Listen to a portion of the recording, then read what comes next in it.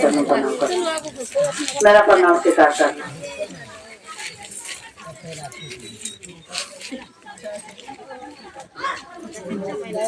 हम और आप साहब के द्वारा जौने जो महादेव गुरु है, अगर साहब नहीं होते तो हमारे आपके जीवन में गुरु नहीं होता।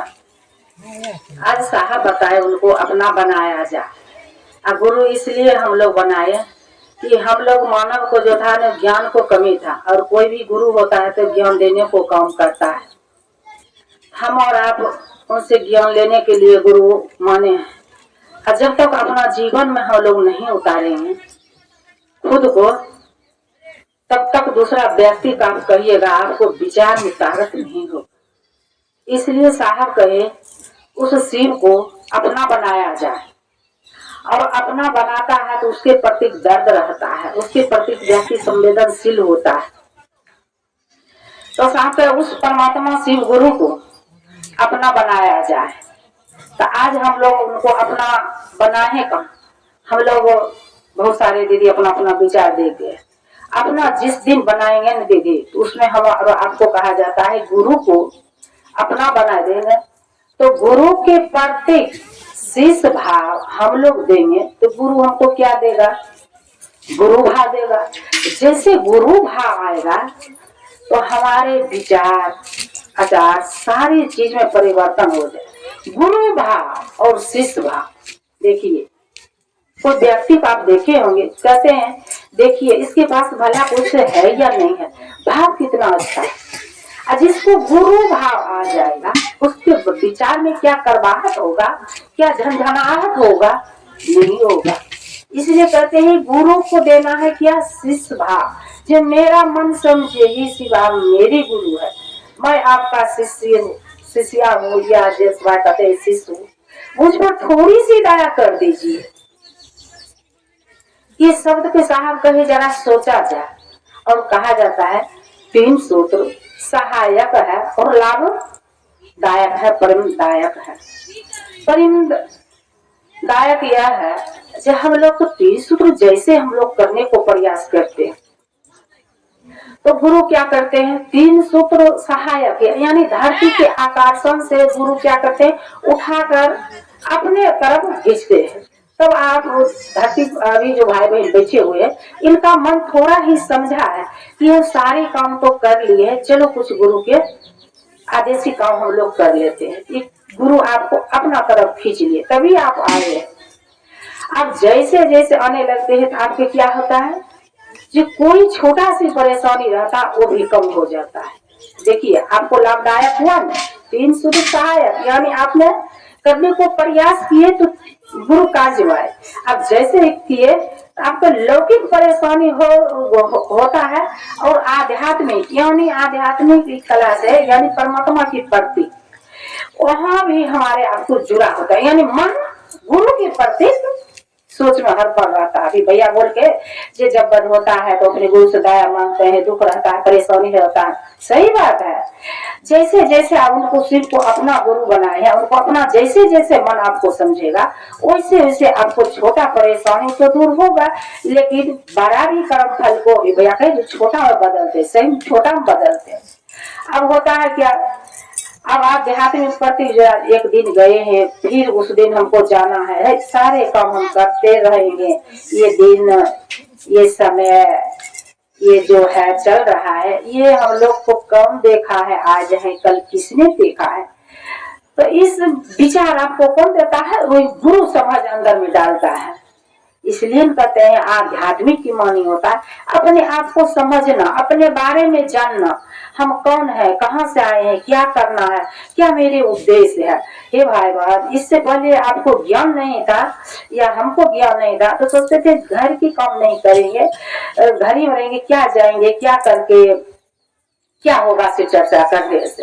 यानी उद्देश्य यही था एक जगत को काम करना और जगत में लिपट के रहना, क्योंकि ज्ञान नहीं था, कोई जीवन में गुरु नहीं था तो ज्ञान कैसे होगा।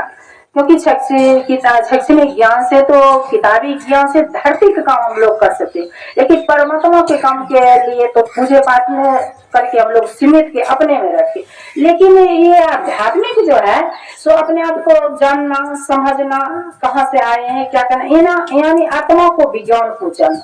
तो आत्मा को विज्ञान जैसे ही जानते हैं तब हम लोग दूसरे के भाई बहन को बात सह लेते हैं और सीखने को प्रयास करते हैं। कोई भाई बहन अगर मन संचालक नहीं संवारेगा तो चलिए हम भी 1 घंटा गुरु इतनी दया कर दीजिए, जहाँ भी भजन से हो ये गुरु की बात हो, 1 घंटा मंच को हम गुरु दया कर दीजिए। संभालने वाले आप है लेकिन माध्यम में मुझे बनाए रखना। देखिए आपको ज्ञान गुरु ने डाल दिया है, लेकिन होता है क्या, ज्ञान लेने के लिए हम कतई तैयार नहीं होते। इसलिए बहुत सारे भाई पुराने हो गया है, उनसे मंच भी सही से नहीं संभल पाता है। मंच भी 1 घंटा संभल नहीं पाता है कि कोई व्यक्ति है नहीं, लेकिन मेरे गुरु तो है, मेरा साहब भी देता है, चलाने वाले तो वो है, लेकिन हम लोग माध्यम है ना, हम लोग माध्यम है। ये उद्देश्य पर हमारे आपको विचार करना होगा।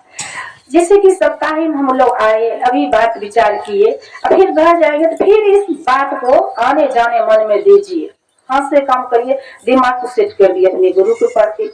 अब गुरु सोचेंगे कि देखिए काम तो करता है अपने बच्चों परिवार के लिए, लेकिन हमारा तरफ भी मन इनको जाता है, चलो हम दया कर देते हैं। कि भाई बहन के भी प्रतीक आप सोचते होंगे, उन भाई बहन को भी आपको प्रतीक दया होता होगा। देखिए कितना अच्छा है भाई बहन, हम के बारे इतना सोचा, इतना अच्छा कहा।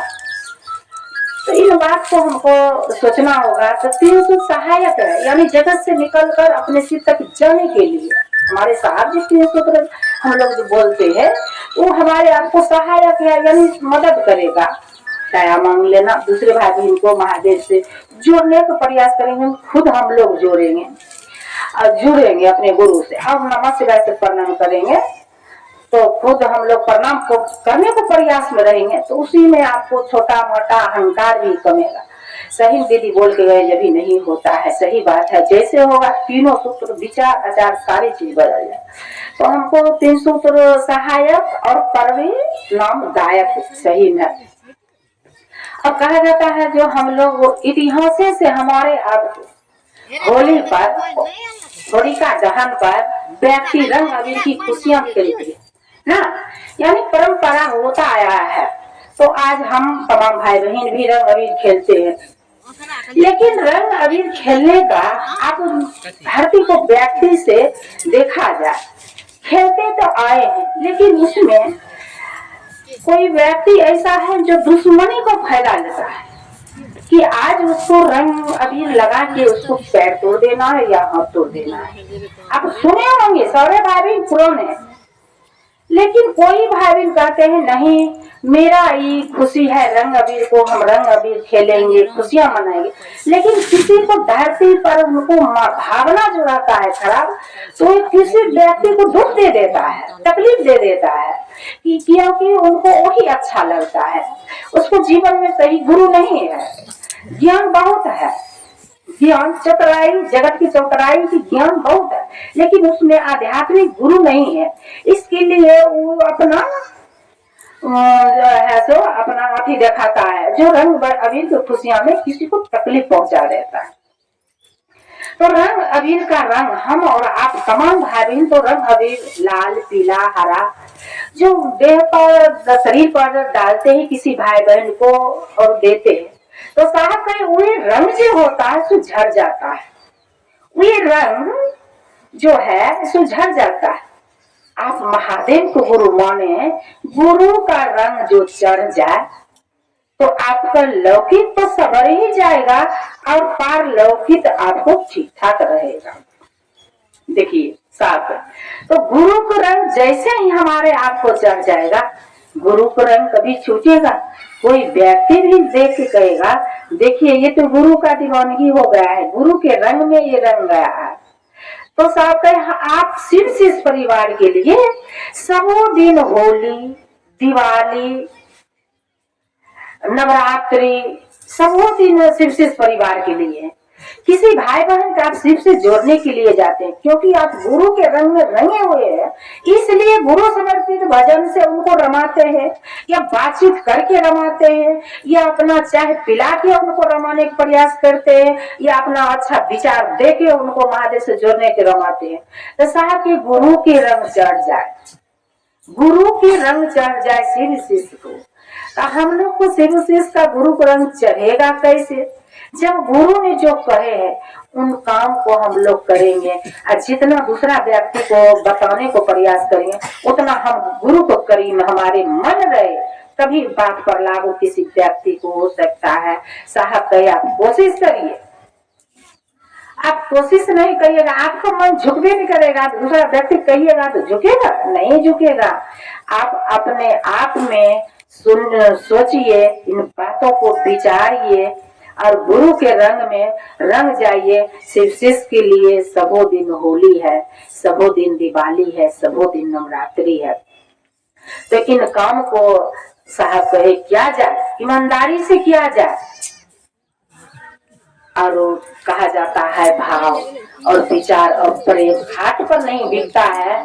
जब हम लोग हाट में जाके वे विचार को ठहराने के लिए हम खरीद सकते हैं, या भाव खरीद सकते हैं, या प्रेम खरीद सकते हैं। इस तीनों सूत्र में हम लोग को जब अनवरत करते रहेंगे, एक दिन विचार ठहरेगा। विचार जब घनीभूत होगा तो भाव में परिणित होगा, और कहा जाता है जो भाव घनीभूत होता है तो प्रेम में बदल जाता है। उस महादेव से तो हम लोग को भी प्रेम नहीं हुआ है, इसलिए हम लोग कभी चलते हैं कभी रुक जाते हैं। तो गुरु के आसरा हम लोग रहे, बहुत समय ले लिया। चलिए तमाम भाई को मैं चरणों प्रणाम करती हूँ। मेरा प्रणाम से